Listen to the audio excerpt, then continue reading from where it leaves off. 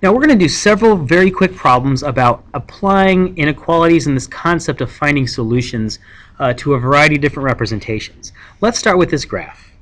It says, what is the inequality below, and is the ordered pair 0 for a solution? The first thing we want to do is find the actual equation using the slope and y-intercept. We have values for x and values for y that we can find on the graph. Here are several right here.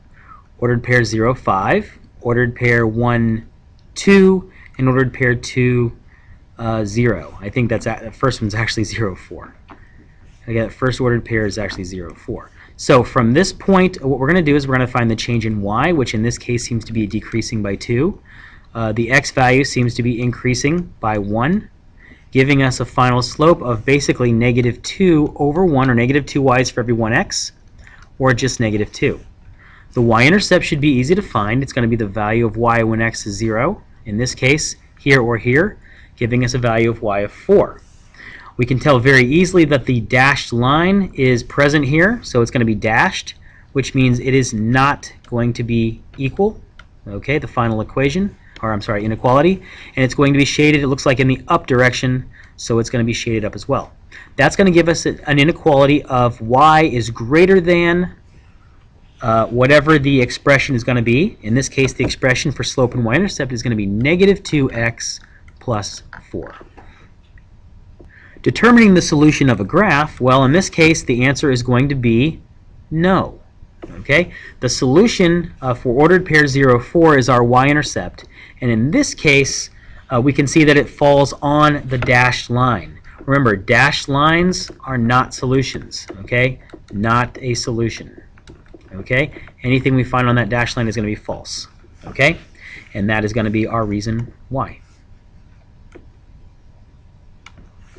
The next problem we want to look at is this one. Which of the following ordered pairs are solutions to the inequality below? Well, all we want to do is graph all 4 of them. So I'm going to graph number 1 in green. We have negative 2, negative 1. I'm going to graph number 2 in orange. That's ordered pair negative 1, positive 1. Number 3 I'll graph in blue. So that's going to be negative 2, negative 4.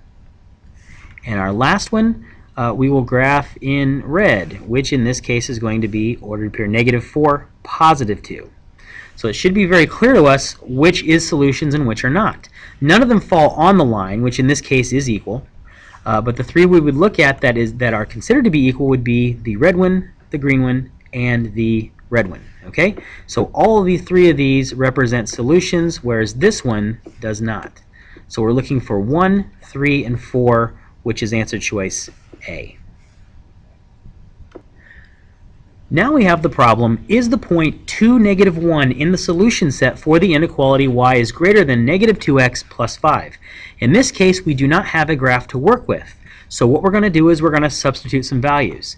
It's important to note that our values for y, negative 1, okay, is going to be substituted into that space. Our value for x, positive 2, is going to be substituted into that space for x. So when we write it with parentheses, we have parentheses is greater than or equal to negative 2 parentheses plus 5. We're going to simplify this so we can determine if this inequality is true or false. So again, our value for x is positive 2. Okay, so we'll put positive 2 in there. Our value for y is going to be negative 1, so we'll put negative 1 in here. We simplify. We have negative 1 is greater than. Negative 2 times positive 2 is negative 4, and then negative 4 plus 5 is positive 1. So this is our simplified expressions on either side of this inequality.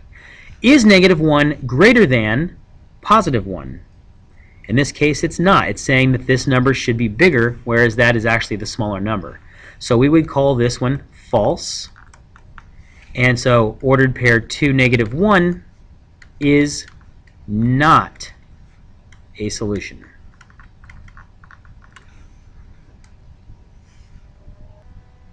So our last problem is, which of the following describes all the solutions to the inequality 10x plus 3y is greater than 19 when y equals negative 7?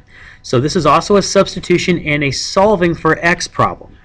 So we're going to leave x alone, and we're going to substitute negative 7 in for y. So that becomes our y value. Now we're going to simplify as much as we can, and that's going to give us 10x. Looks like minus 21y, because positive 3 and negative 7 is minus negative 21.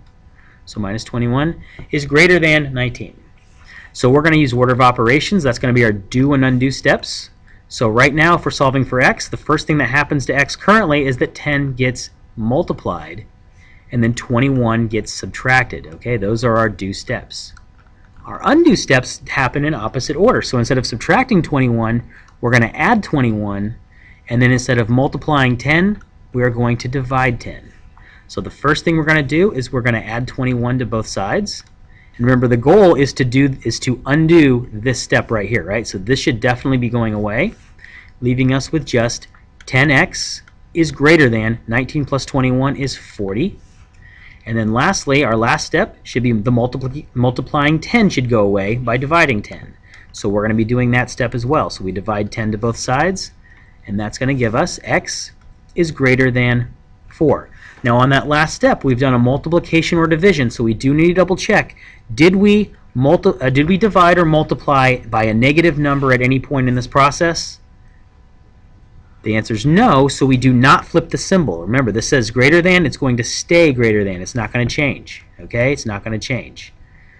Let me get rid of that line. It's kind of confusing. So once we get to that, we get x is greater than 4, and of course that is our answer choice for C.